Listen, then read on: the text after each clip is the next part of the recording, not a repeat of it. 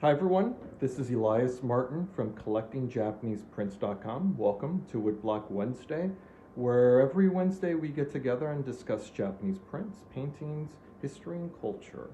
I want to continue actually the conversation we've been having about Shin Hanga publishers and artists. I mean, based just on the number of questions I've gotten lately about the relationship between a Shin Hanga publisher such as Watanabe and the artists that were in his stable of printmakers, I want to sort of go a step further about printmaking and about Watanabe. And last week we discussed a Hasui print. We actually discussed two Hasui designs. One a pre-earthquake Zazoji temple, and then the other one was just after the earthquake. And we discussed how different those two designs were based on some recommendations the publisher Watanabe may have made.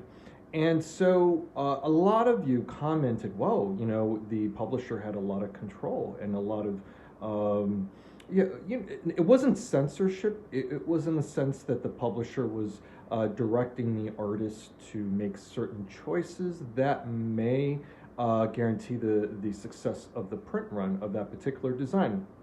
But yes, there's commercial issues involving that. But what I think would be interesting to discuss today is actually focus on Watanabe, the publisher, Shozaburo Watanabe, and actually point out that he made two prints in his career as an artist and as a publisher.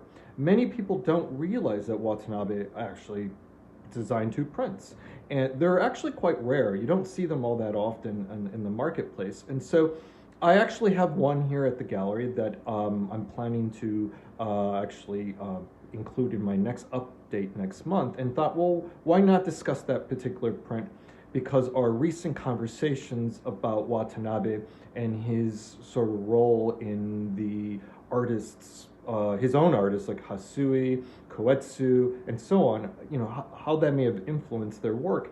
Let's look at a print by Watanabe and discuss that then. All right, without further ado, let's go to the table and have a look.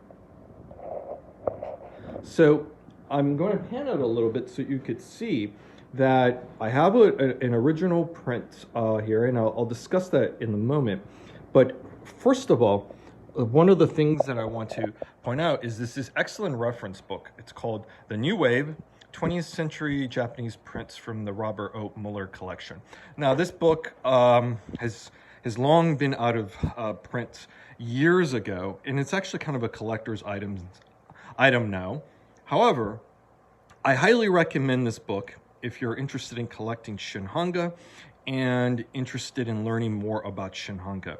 It's based on a particular collector's collection, but the essays in this book are well worth the read. It is a bit pricey. You could find it in the open market somewhere between $300 to $600, but personally, I think it's worth it. It's less than a cost of a college course, and this book certainly provides you the information you would need in order to move forward and be an astute collector. So now to sort of focus your attention here, these are two prints by, they're signed by Kako Watanabe. And Kako, spelled K-A-K-O, was actually the artist's name for Shozaburo Watanabe, basically the founder of Shin Hanga. He was the publisher who hired Capillari, Shinsui, Hasui, and many others, who basically, you know, he single-handedly started the movement.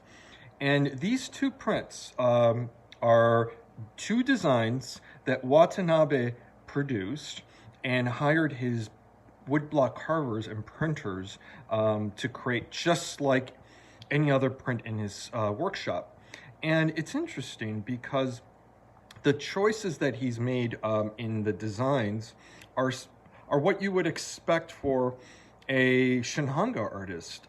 This particular print shows Mount Fuji, and in this print, it's not Mount Fuji, but there's a beautiful mountain range in the background. This print is called West Park Fukuoka Sunset, 1936, and this is Mount Fuji or Lake Kawaguchi, which is a lake right near Mount Fuji, and this is 1937, so 1 year later. And I should just point out that when you get to about 1940, Mount Fuji was really a symbol of Japanese nationalism. So perhaps Watanabe created this design to keep the powers that be happy with his work studio or his workshop. Who knows? But it's a beautiful design nonetheless. And it really certainly reminds me of the work of Hiroshi Yoshida or Toshi Yoshida. And Watanabe, for a very short period of time, worked with Hiroshi Yoshida. They had a falling out really early on before the earthquake. And then they stopped working together. And I discussed that in previous videos.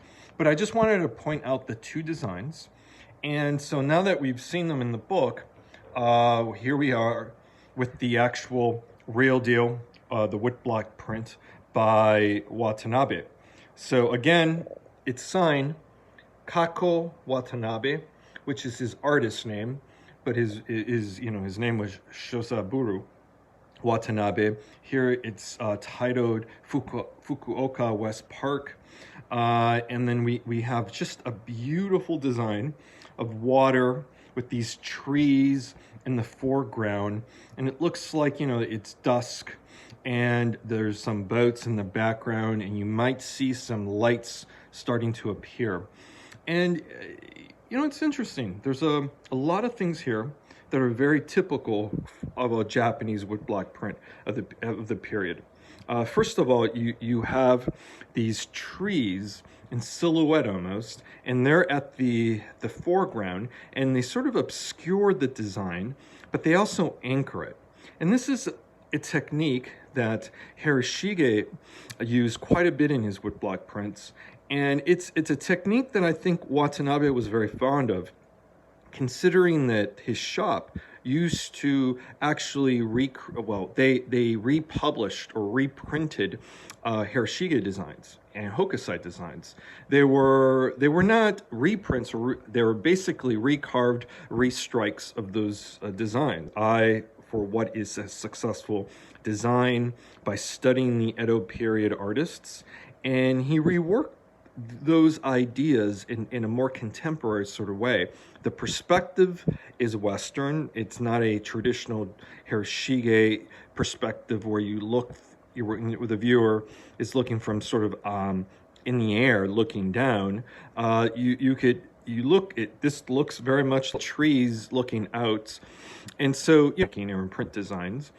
The other interesting thing that I find intriguing is that basically the title here is in the tree trunk, and it's done in a way where you may not notice it, but it's actually part of the design. But I thought that was kind of funny. It's not something that you normally see in Shin Hanga prints. Though you do see that in Edo period prints, particularly when Hiroshige was incorporating the titles of particular stations or a restaurant or whatever within the design. They would put the title of the station sometimes by the name of the restaurant or within some of the signs. It was a very clever way of doing this. And here, I think it was important enough for Watanabe to include it in the design, but he put it in a way that it doesn't scream. And so, I find that actually kind of fascinating. So I'm going to zoom in and stop talking for a moment so you can enjoy this lovely print.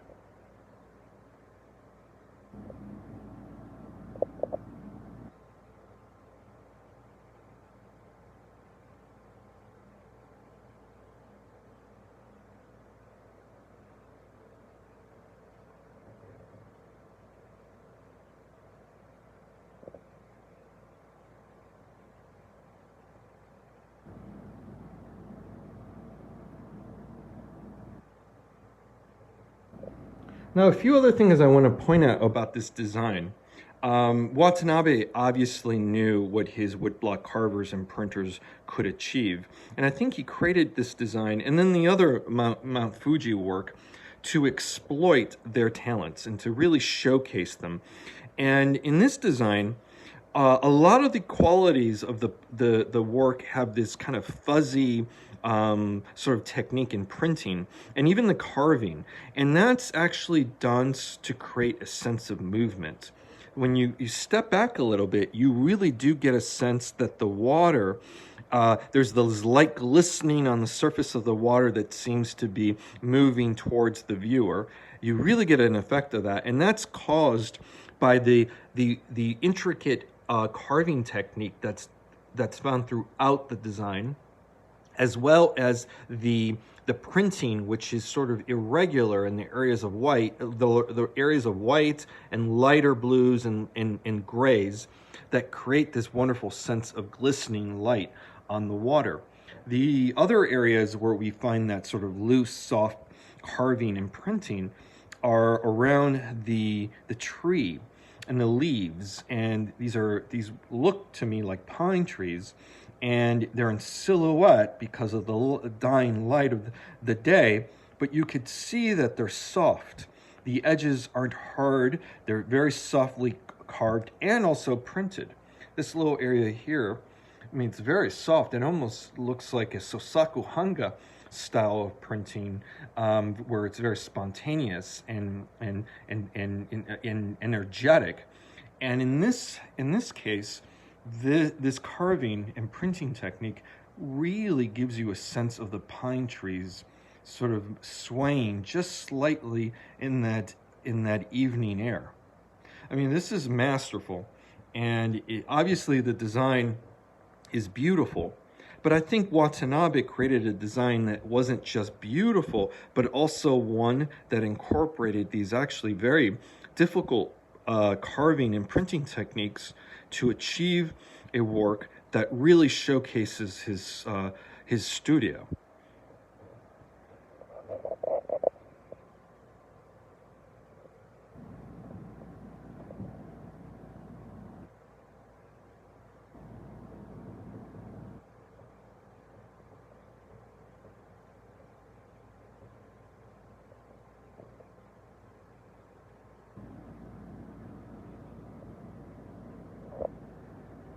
So sort of to tie this work together with the previous conversations we've had, so far I've done 2 other videos where I've discussed Shin Hanga artists working with their publishers, and many of you commented on how surprised you were on how the publishers had quite a bit of control in the say of the designs and how they were executed, and that's true. They did. And in this case, we come full circle, and we see the publisher acting as an artist and creating his own design. And again, not to drive this point over and over again, make it stale, but it is important in the sense that he designed a work that exploited all of the talents in his studio. The woodblock carvers and woodblock printers that were able to achieve this effect were all masters, and it reads really photographic. If I stand back a little bit, hopefully you're able to see, excuse me, the way that the print looks. It has an impressionistic quality to it, so it's a stunning work. And it's one of those things that when you look at it in the book, here I'll bring the print over. You look at the print in person and then the print in the book. The print in the book really does not capture the essence of the print, and you get a sense of the colors and the design, but the print making, the printing is really not captured adequately in the book. So this is a wonderful opportunity to see the print. Hopefully all of you can kind of make out the qualities that I'm sort of trying to describe. And of course, I should not ignore this beautiful printing technique in the background, the bokashi, a color gradation of color from light to dark, and you could see the shadows of the evening starting to emerge around the mountains as the dying light of day is sort of disappearing into the sky. It's a beautiful, beautiful print.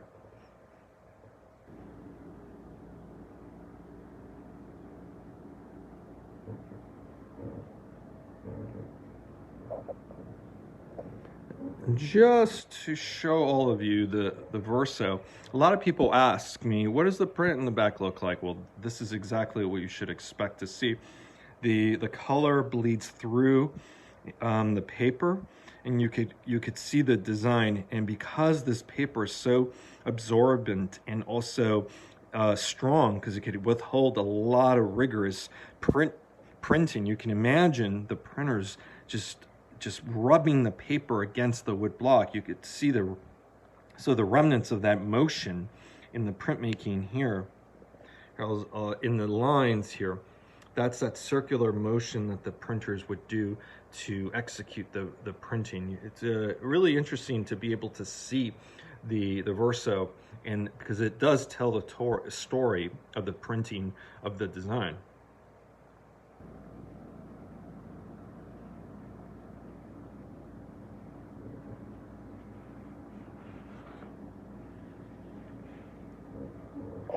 So I've spent quite a bit of time discussing the Shin Hanga movement and the publishers, particularly Watanabe, and their involvement in the printmaking movement. And you know, I keep promising here. I'm going to turn the camera around. I keep promising to showcase some florals by Sosaku Hanga artists, and I will. I think I'll do that next week. I was hoping to show a group of florals in May, you know, Mayflowers and all, but you know, this conversation that sort of sidetracked me was actually a really good one. And you know, I love discussing the production techniques as well as the movement itself of Shin Hanga. And the last few episodes have really focused on how these prints were made, the roles of the publisher, the role of the artist.